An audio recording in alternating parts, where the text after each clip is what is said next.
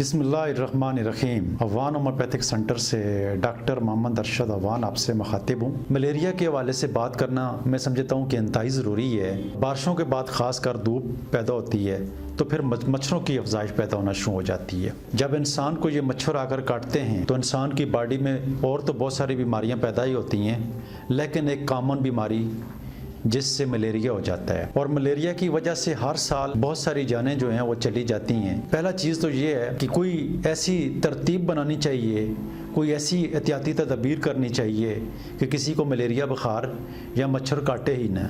उसके लिए आपको एहतियाती तदबीर के तौर पर अपने इर्द गिर्द पानी जमा ना होने दें, सफाई का बहुत ज़्यादा ख्याल रखें, रात को मच्छरों के लिए स्प्रे वगैरह कर लेना चाहिए, मच्छरदानी का इस्तेमाल कर लेना चाहिए ताकि आपके घर के अंदर और अपने घर के इर्द गिर्द पानी जमा ना होने दें, ताकि एहतियाती तदबीर के तौर पर हाफ़िज़ मतक़द्दम के तौर पर आप ये एहतियाती तदबीर ज़रूर करें।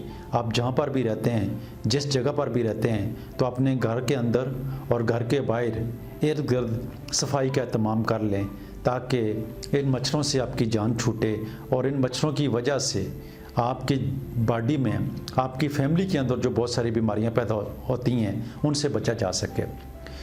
अब मलेरिया के हवाले से बात की जाए तो मलेरिया एक मादा मच्छर जब इंसान को काट लेता है, एनोफिलस एक मच्छर होता है जो काटता है, उसके काटने से इंसान की बॉडी में प्लाज्मोडियम दाखिल होता है और मुख्तलिफ़ किस्म के प्लाज्मोडियम वाइविक्स इंसान की बॉडी में दाखिल होता है, प्लाज्मोडियम नोलेसी दाखिल होता है, प्लाज्मोडियम फल्सीपेरम जो सबसे ज़्यादा ख़तरनाक होता है। इसके दाखिल होने से बहुत सारी जानें भी चली जाती हैं, बहुत सारी बॉडी के अंदर कॉम्प्लिकेशन भी पैदा हो जाती हैं और बहुत सारे मसाइल इंसान की ज़िंदगी के लिए पैदा हो जाती हैं। सेरिब्रल यानी दिमाग में जाकर इसके असरात हो जाते हैं जिससे बहुत सारे मरीज़ बेहोश हो जाते हैं।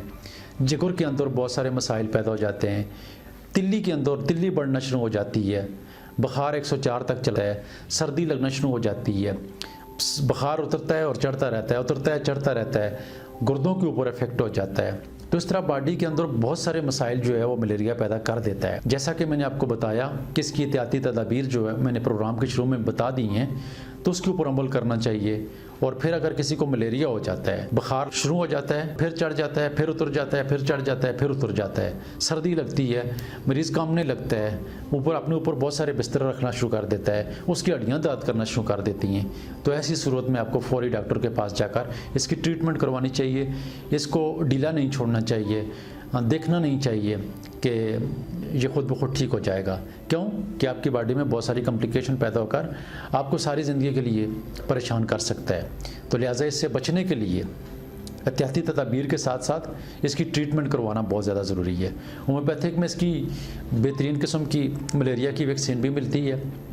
मलेरिया की टॉप की मेडिसन अर्सिनेकम एल्बम, जिस तरह यूपिटोरियम है जब हड्डियों में दर्द हो जाता है, चाइना ऑफ जब सर्दी लगती है जो सनकोना से तैयार की जाती है, जो मलेरिया की इंतहाई टॉप की मेडिसन है।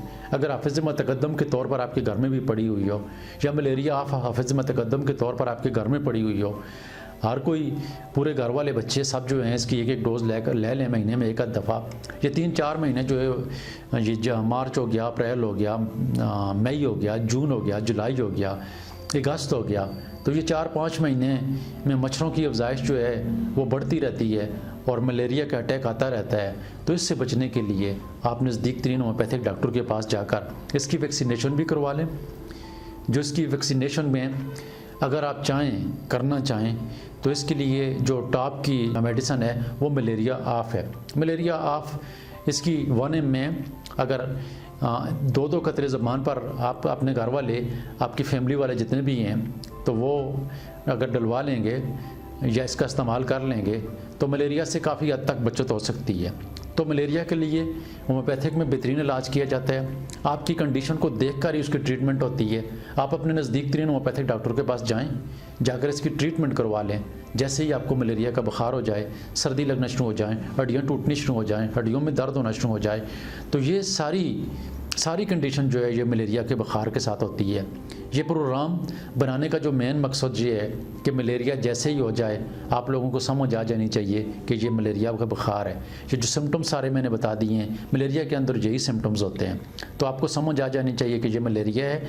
ये जानलेवा होता है, ये बहुत सारे मसाइल इंसान की बॉडी के अंदर पैदा कर लेता है। तो इसके बचने के लिए अगर आपको मलेरिया हो जाता है तो फौरी तौर पर अपने नज़दीक तरीन डॉक्टर के पास जाकर, होम्योपैथिक डॉक्टर के पास जाकर, एलोपैथिक डॉक्टर के पास जाकर इसकी ट्रीटमेंट करवाएं, ताकि आप फौरी से जाब हो जाएं और आपकी बॉडी के अंदर कॉम्प्लिकेशन पैदा ना हो। प्रोग्राम सुनने का, देखने का बहुत शुक्रिया। अपनी दुआओं में याद रखना। अल्लाह हाफिज़।